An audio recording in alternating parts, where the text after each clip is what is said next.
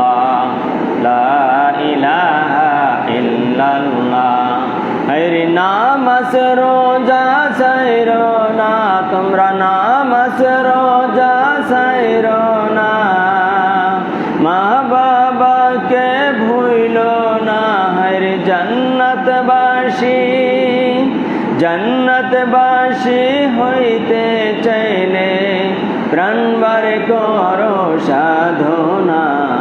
লা ইলাহা ইল্লাল্লাহ লা ইলাহা ইল্লাল্লাহ লা ইলাহা ইল্লাল্লাহু মুহাম্মাদুর রাসূলুল্লাহ সাল্লাল্লাহু আলাইহি ওয়াসাল্লাম। সম্মানিত অতিথিবৃন্দ, মুসল্লিয়ানে কেরাম, দূর দূরান্ত থেকে আগন্তুক মেহমান বৃন্দ, যুবক বৃন্দ, ছোট্ট ছোট্ট সোনামণিরা, ইউটিউব, ফেসবুক ভিউয়ার সহ দেশ বিদেশ থেকে যারাই দেখছেন, সর্বস্তরের সকলকে জানাই আমার আন্তরিক সালাম ও মোবারকবাদ।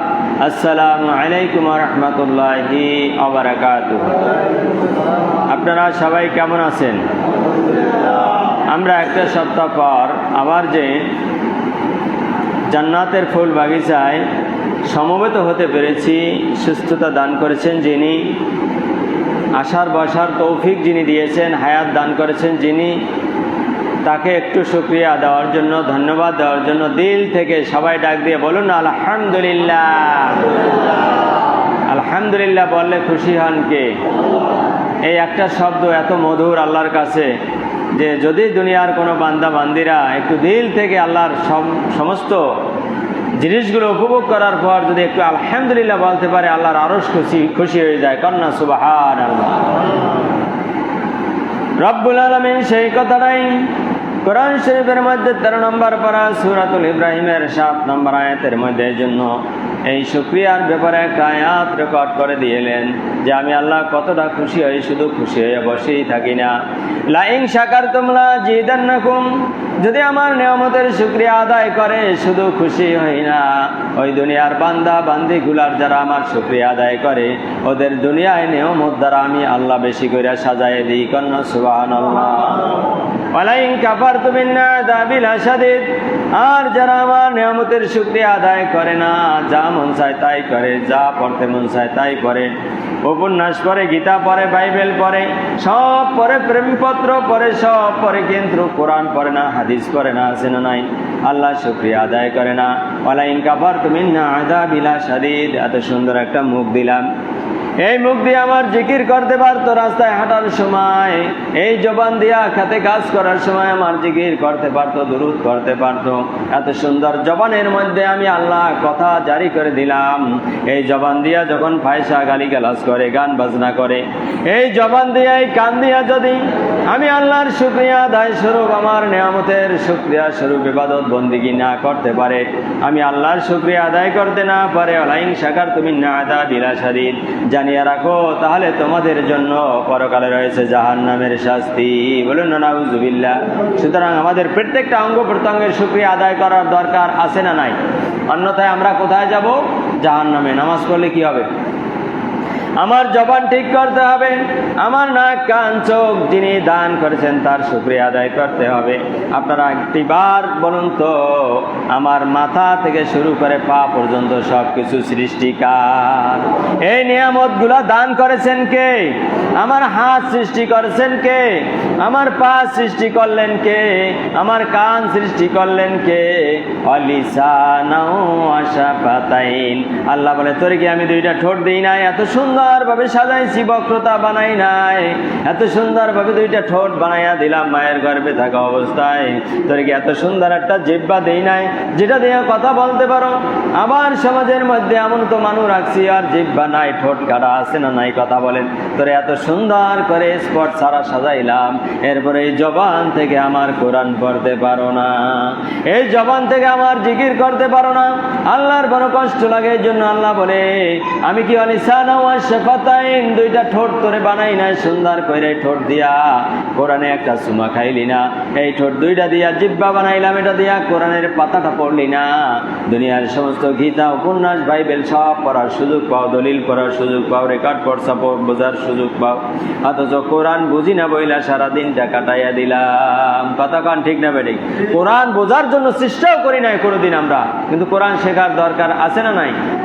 যেই নবীর মহাব্বতে দাড়ি নিয়ে বসে আছেন, যেই নবীর মহাব্বতে টুপি নিয়ে বসে আছেন, ওই নবীকে যখন নবুয়তি আল্লাহ তাআলা দান করলেন, হেরা পর্বতের মধ্যে জিবরিল আমিন সুর দিয়ে এসে যেই সূরা নাজিল করলেন, ওই সূরাটা শুরুতে ছিল ইকরা।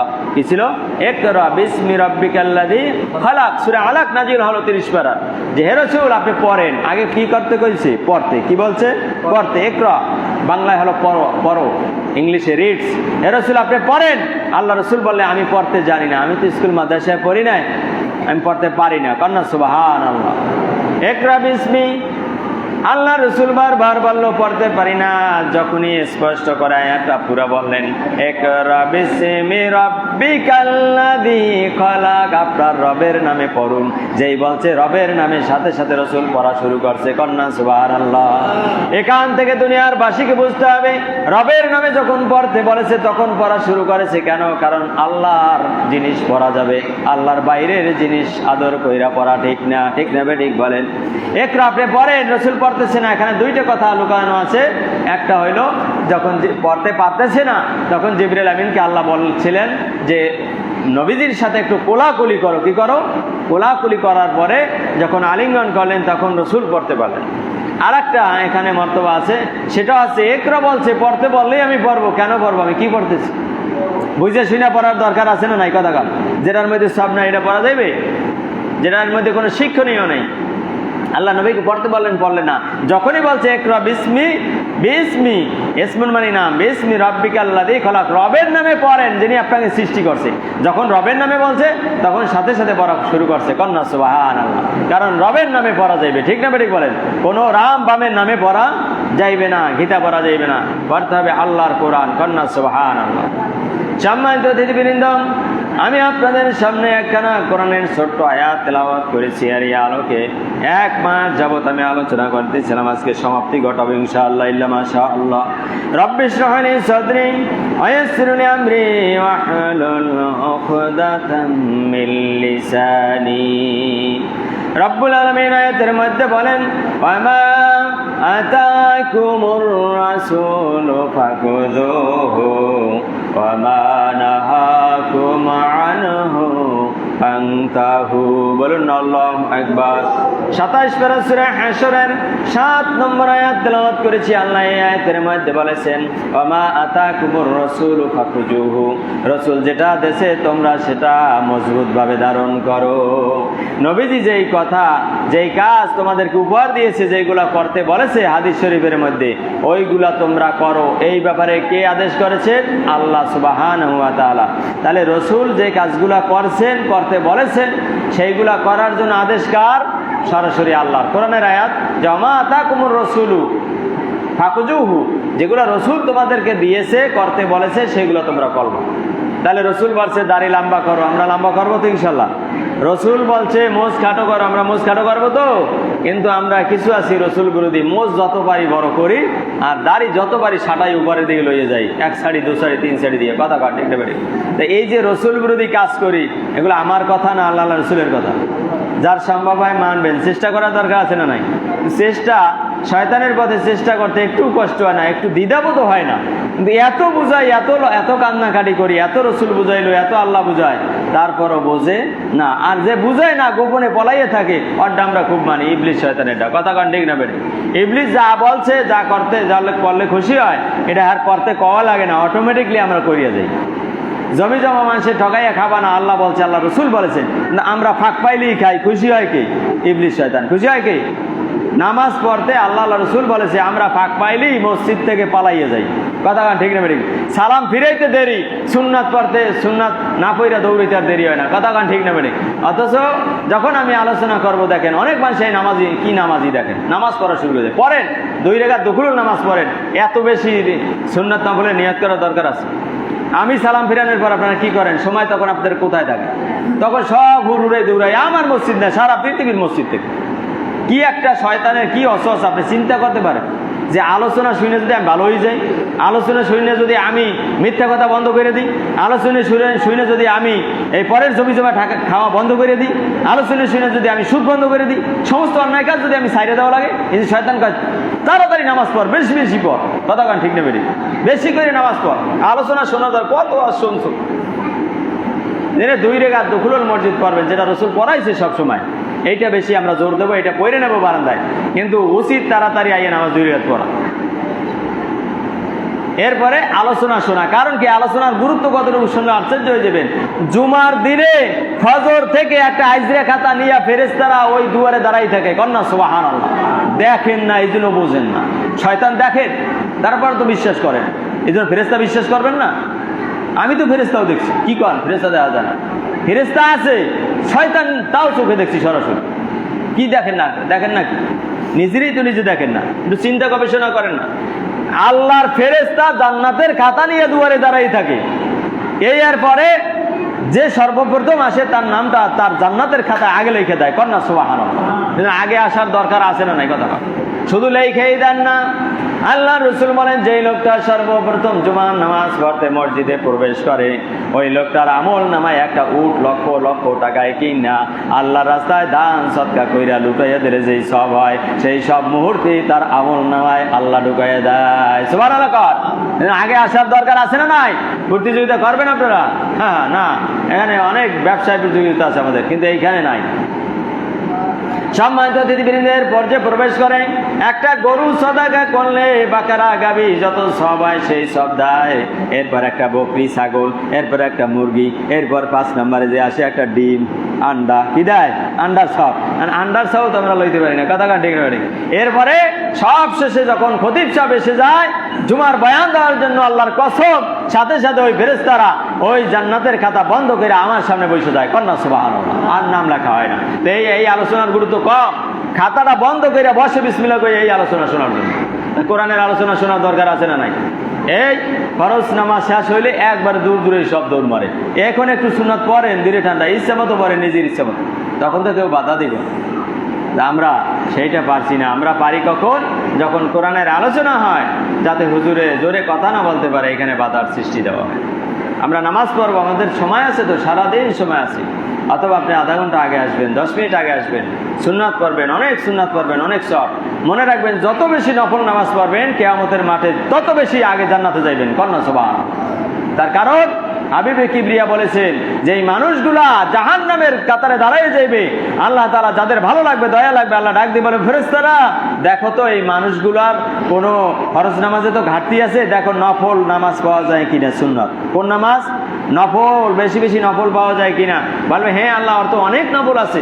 বলবে তাড়াতাড়ি নফলগুলো ফরজের জায়গায় বসাই দিয়ে আর জান্নাতে পাঠাই দাও, কন্যা সুবহানাল্লাহ। এই জন্য নফল আমাদের পড়ার দরকার আছে না নাই? আমরা ফাঁক পাইলেই যেন 2 রাকাত নামাজ পড়তে পারি।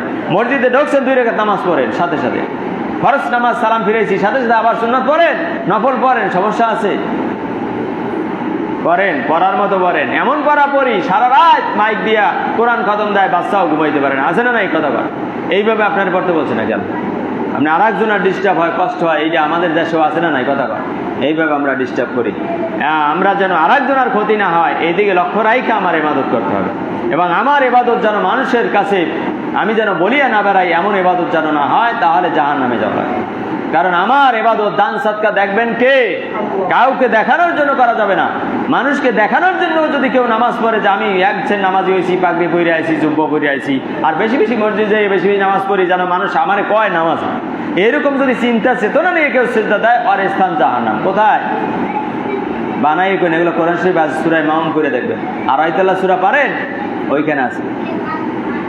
আর আয়াতুল্লাযী ইউকাযযিবু বিদ্দীন فذلك الذي يدعو اليتيم ولا يحض على طعام المسكين فويل للمصلين মুসল্লি মানে নামাজি ওই সমস্ত নামাজিরা ওয়াইল নামক জাহান্নামে যাবে আল্লাহ বলেন ফাওয়াইলুল লিল মুসাল্লিন আল্লাযীনা হুম আন সালাতিহিম সাহুন যারা নামাজে মনোযোগ দিয়া নামাজ পড়ে না বিভিন্ন চিন্তা নিয়া নামাজ পড়ে টাকটুক করে মুরগির মতো নামাজ পড়ে ওদের জন্য দুর্ভোগ আল্লাযীনা হুম ইউরাউন আর ওই সমস্ত নামাজিদের ওয়াইল নামক জাহান্নাম ইউরাউন রা মানে দেখা আরা মানে দেখা যারা মানুষকে লোক দেখানোর জন্য মানুষকে দেখানোর জন্য নামাজ পড়বে আমি আল্লাহকে খুশি করার জন্য নামাজ পড়েন আল্লাহর জন্য ওই লোকগুলার জন্য রয়েছে ওয়াইল নামক জাহান্নাম বলুন না নাউযুবিল্লাহ নামাজ পড়তে হবে কাকে খুশি করার জন্য একমাত্র আল্লাহকে খুশি এই জন্য দিলটা ভালো করতে হবে দান করবো কাকে খুশি করার জন্য দান করে কমু শহীদের বাড়ি মসজিদে আমি দান দিছি 20,000 টাকা 20টা ফ্যান দান করছি ফ্যানগুলো বন্ধ কষ্ট পায় নাকি এবার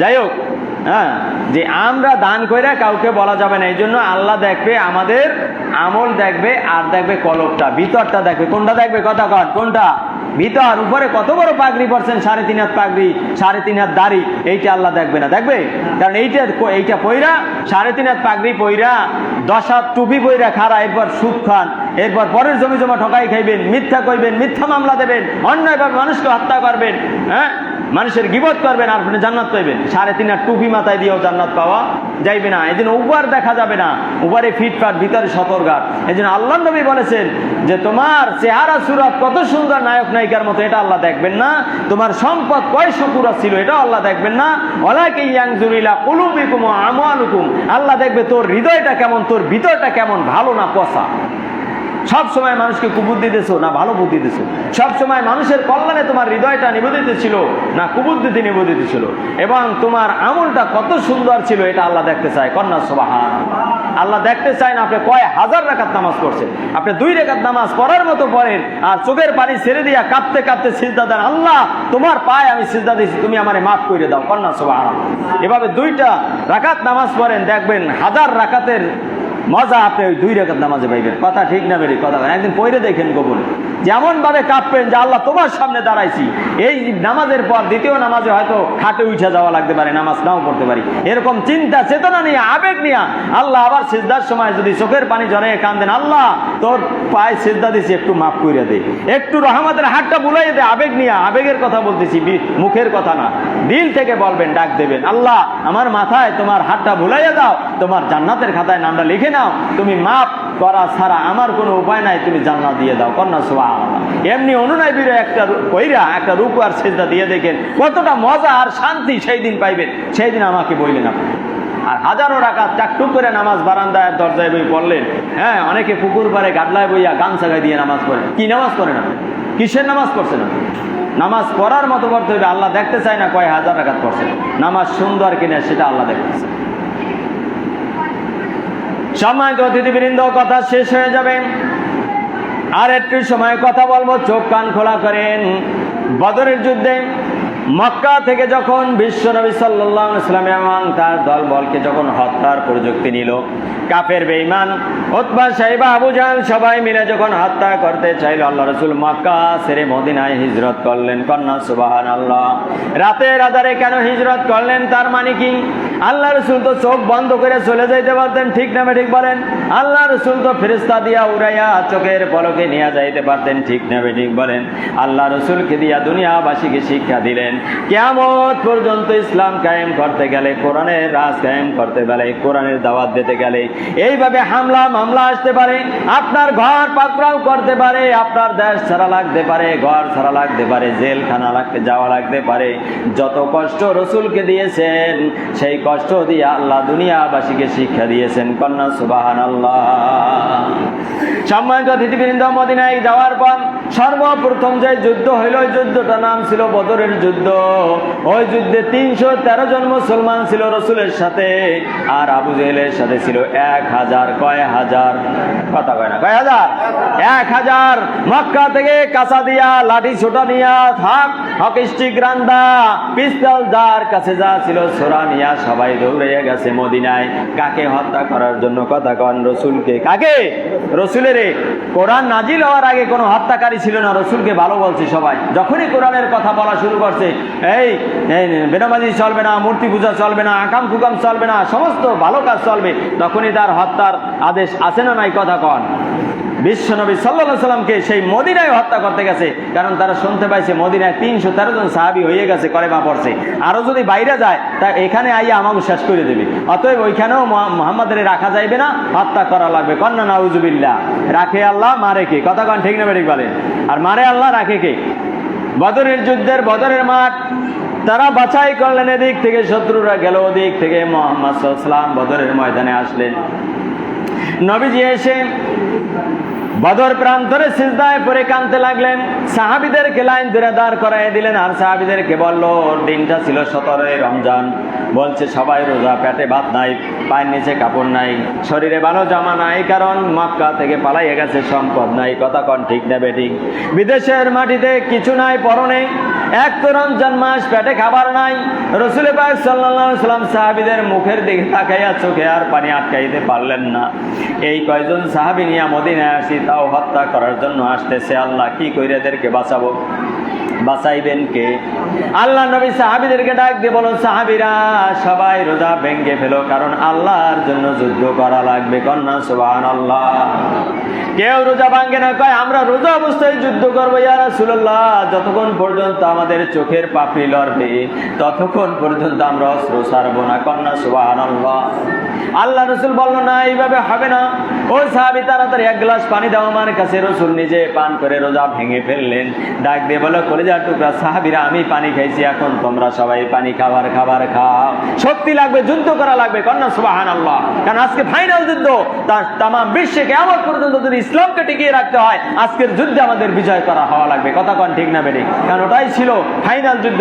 মক্কাবাসী চাইছিল রসুলের ওইখানে হত্যা করে চলে আসবে, ইসলামকে দুনিয়া থেকে বিদায় করে দেবে। আর আল্লাহ রাব্বুল আলামিন 28 পারা সূরা সাফের 8 নম্বর আয়াতের মধ্যে বলেন, ইউরিদুনা লিইউতফিউ নূরাল্লাহি বিআফওয়াহিহিম আল্লাহু মুতিম্মু নূরিহি ওয়ালাউ কারিহাল কাফিরুন। আল্লাহ বলে, এই কাফেরেরা শোনো, যতই চাও মুখের ফুৎকার মাইরা কোরআনকে নিভাই দেবা, এই কোরআনের আলো কিয়ামত পর্যন্ত আমি জ্বালাবো, কেউ নিভাইতে পারবে না। কন্যা সুবহানাল্লাহ। নবীজিকে দেখে সবাই রোজা ভেঙ্গে ফেলল। নবীজি সিজদায় লুটাইয়া পড়ল, সবাই রে খালি হাতে দাঁড় করাইয়া দিয়ে, এমনকি খেজুর গাছের লাঠি হাতে নিয়ে রসুল দাঁড় করাইয়া দিয়েছে। অস্ত্র নাই, কোথায় পাইবে অস্ত্র? সবাই মারার জন্য প্রস্তুত হয়ে নিয়ে আসতেছে আবু জেহেলের দলবল। আল্লাহ নবীর সাথে সাথে সিজদায় পড়ে গেলেন। সিজদায় পড়ে আল্লাহকে সিজদা দিয়ে এমন ভাবে চিৎকার মারলো, আরশ কেঁপে গেল। কন্যা সুবহানাল্লাহ। আল্লাহ নবী ডাক দিয়ে বলো, আল্লাহ তাকাই দেখো, আরশে আজিম থেকে আমার সাথে 313 জন সাহাবী আছে, আর কেউ নাই আমার সাথী। এই দুনিয়া থেকে তোমার কোরআন মিটিয়া যাবে, আর কোরআনের কথা কেউ বলতে পারবে না যদি আমাদের হত্যা করে ফেলে। ও আল্লাহ, তুমি যদি আজকে সাহায্য না করো, আর ইসলামকে বিজয় না, আর আসমান থেকে সাদা মেঘের মতো সব নামতেছে ফেরেশতারা, প্রত্যেকের হাতে বিশাল বিশাল ফক ফক করে সাদা তরবারি। কন্যা সুবহানাল্লাহ। এই তরবারির ঝনঝনা দেখা কাফেরদের মধ্যে শয়তান, ইবলিস শয়তান নিজে ছিল, ওই ফেরেশতাদের দেখে দৌড়াইছে। কন্যা আল্লাহু আকবার। দৌড়াইতে দৌড়াইতে লোহিত সাগরে কাপড় চোপড় খুলে গেছে, সেইখানে পড়ে গেছে। আপনাদের একদিন শুনাইছিলাম। আবু বকর রাদিয়াল্লাহু আনহু রাসূলের কান্না দেখে ডাকতেছে, ঘা ধইরা টাইনে উঠেছি, ইয়া রাসূলুল্লাহ আপনার কাঁদেন না, আপনার কান্না আল্লাহর আরশে পৌঁছে গেছে, আজকে আমাদের বিজয় আল্লাহ দান করবে। কন্যা সুবহানাল্লাহ। আল্লাহ রাসূল উঠে সিজদা থেকে মাথা উঠাইয়া বলল, তাকাইয়া দেখো ওই জায়গায় একটা নিশানা, পতাকা দাও। ওই জায়গায় একটা পতাকা গাড়ো, এরকম লাঠির মাথায় পতাকা গাড়লেন, আর বললো এই জায়গায় আবু জাহেলের লাশ পড়বে। কারণ নবীজিকে, বিশ্ব নবীকে জিবরাইল দেখাইয়ে দিয়েছে ওই জায়গাগুলা কাফেরদের আগেই কোন জায়গায় কে মারা যাবে। কন্যা আল্লাহু আকবার। আল্লাহ রসুলকে আল্লাহ ডাক দিয়ে বলেন জিবরাইলের মাধ্যমে, জিবরাইল, আল্লাহ রসুল কাঁদবেন না। 4 নম্বর পারা সূরাতুল আল ইমরান 123-24 নম্বর আয়াত নাযিল হয়ে গেল। আলাকাদ নাসরাকুমুল্লাহ বিবদরিন ওয়া আনতুম আযিল্লা। রাসূল, আপনি বদরের যুদ্ধে দুর্বল হয়ে গেছেন, আমি দেখতে পেয়েছি। আপনি কাঁদেন না, আপনার কান্না আরো সহ্য করতে পারে না। বিসালাসাতি আলফিন মিনাল মালাইকাতি মুনজালিন, আপনার জন্য সালাসাতি আলফিন, আলফুন মানে হাজার, আপনার জন্য আমি 3000 ফেরেশতা নাজিল করছি। কন্যা সুবহানাল্লাহ। প্রয়োজন আরো ফেরেশতা আমি নাজিল করে, কোন বর্ণনায় পাওয়া যায় 5000 ফেরেশতা আল্লাহ নাজিল কইরা সেখানে সরাসরি ফেরেশতারা তাদের কাফেরদের বিরুদ্ধে সংগ্রাম করছে। কন্যা সুবহানাল্লাহ। অনেক কাফেরেরা বলেছে, তোমরা কি দিয়ে যুদ্ধ করছো আমি জানি না, অনেক সাহাবীরাও বলেছেন যে ইয়া রাসূলুল্লাহ, আমি এই খেজুর টাকার তরবারি আপনি হাতে দিচ্ছেন ডাল, এটা দিয়ে আমি কল্লার মধ্যে আঘাত করছি, সাথে সাথে দেখছি গর্দানটা উড়ে যাইয়া নাচতেছে। কন্যা আল্লাহু আকবার। এরকম হলো কেন?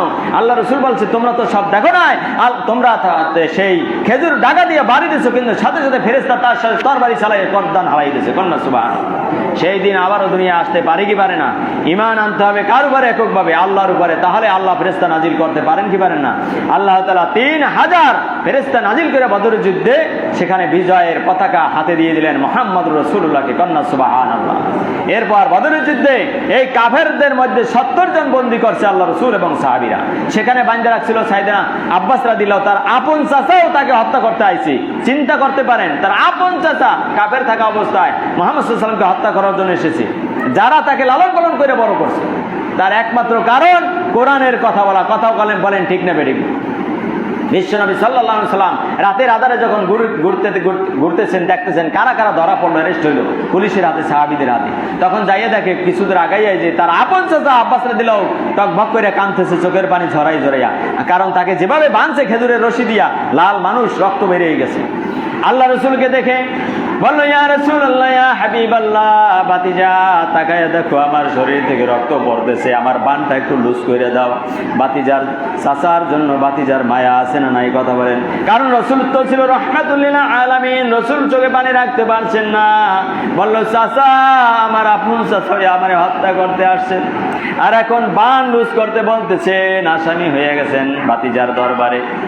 এ চাচা, আমি তো দুনিয়ায় কোনো আত্মীয়করণ করতে আসি নাই, দলীয়করণ করার জন্য আসি না, আপনি আমার আপন চাচা এটা দেখার জন্য আসি নাই। আমি এসেছি দুনিয়ার সমস্ত মানুষদেরকে জাহান্নামের পথ থেকে টেনে এনে জান্নাতে নেওয়ার জন্য। কন্যা সুবহানাল্লাহ। খাসি বকরি জবাই দিয়া রুটি বানাইয়া সবাইরে খাওয়ান দিয়ে দাও জেলখানার মধ্যে। কন্যা সুবহানাল্লাহ।